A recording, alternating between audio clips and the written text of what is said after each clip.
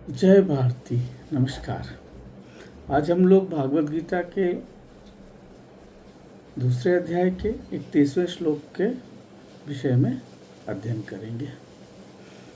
तो यहाँ पे भगवान कृष्ण जो हैं अर्जुन को समझा रहे हैं कि अपने जो आपका स्वधर्म है उसके अनुसार आप विचार करो और मोह की दृष्टि से ना करो, युद्ध करो। तो इसको पहले श्लोक के रूप में पढ़ते हैं। स्वधर्म अपि चावेक्ष न विकम्पित अर्हसि, धर्म्याद्धि युद्धाच्छेन्योत क्षत्रियस्य न विद्यते। यहाँ कह रहे हैं भगवान कृष्ण, तथा अपने धर्म को देखकर भी तू भय करने योग्य नहीं है, अतः यानी तुम्हें भय नहीं करना चाहिए, क्योंकि क्षत्रिय के लिए धर्मयुक्त युद्ध से बढ़कर दूसरा कोई कल्याणकारी कर्तव्य नहीं है। अब इसको कविता के रूप में देखते हैं।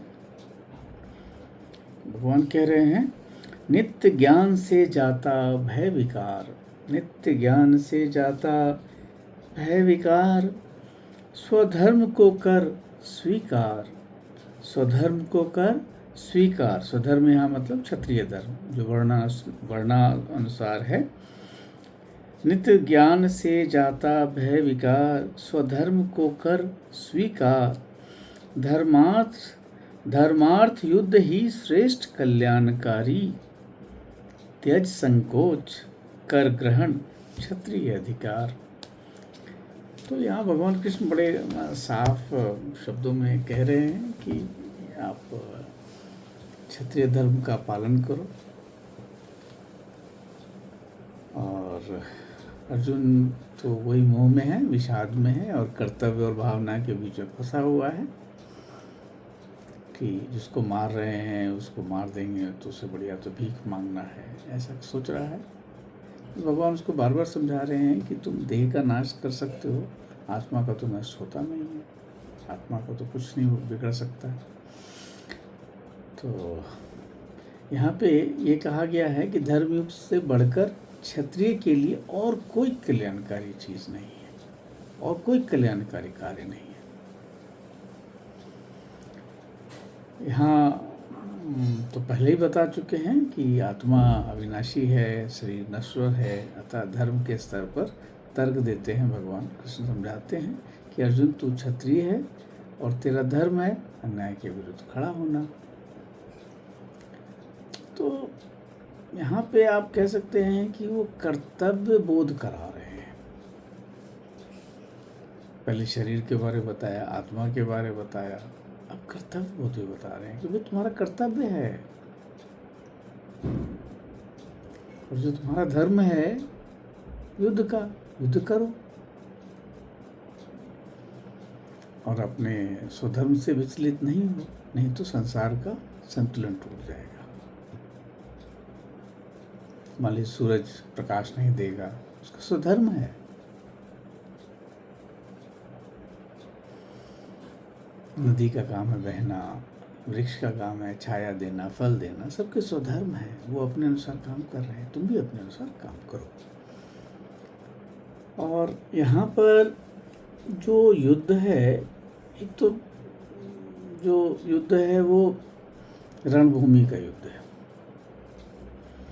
परंतु माया के वश कारण क्या होता है कि वो मनस पर भी एक युद्ध चलता है, जिसको आप आंतरिक युद्ध कह सकते हैं। अंतर्द्वंद है, करें नहीं करें, क्यों करें,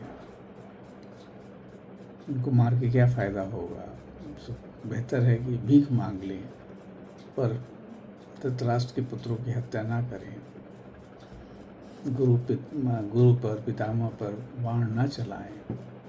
ये अंतर्द्वंद है।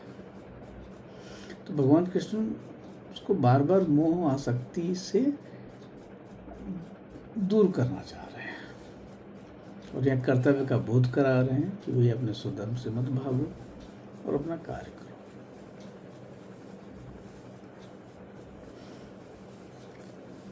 तो यही है, इसमें थोड़ा हो सकता है कि आपको मतलब उसको लगे कि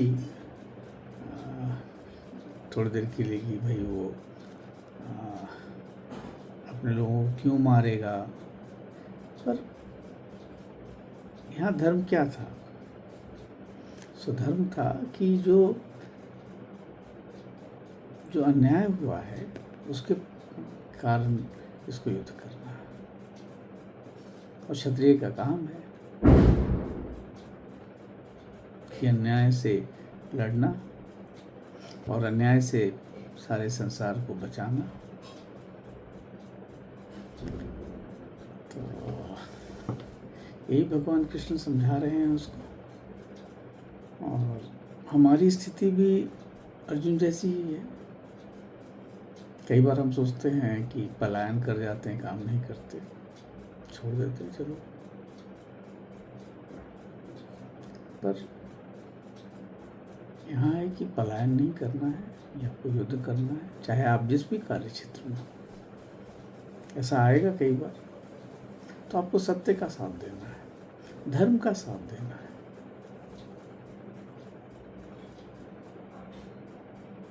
कई बार स्वयं और धर्म के बीच में भी युद्ध हो जाए कि आपके हित का चीज़ हो रहा है पर धर्म अनुसार नहीं है, तो ना करें। और हमारे जो चतुष्ट जो पुरुषार्थ है उसमें तो यही है ना कि आपको जो अर्थ और काम कम करना है, कामना और अर्थ जो है का संग्रह करना है, वो धर्म के अनुसार करना है। दूसरे का धन ना लें, दूसरे की कोई चीज़ ना लें, ऐसी काम ना करें जो धर्मानुसार हो। तो आपका जो स्वधर्म है वही करें आप।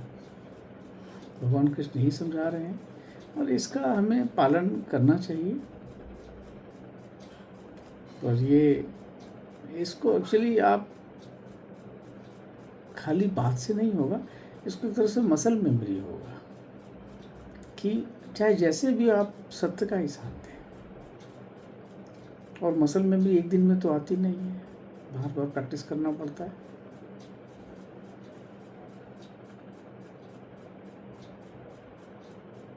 तभी होगा। बस इतना ही है, कर्तव्य का बोध करा रहे हैं भगवान कृष्ण।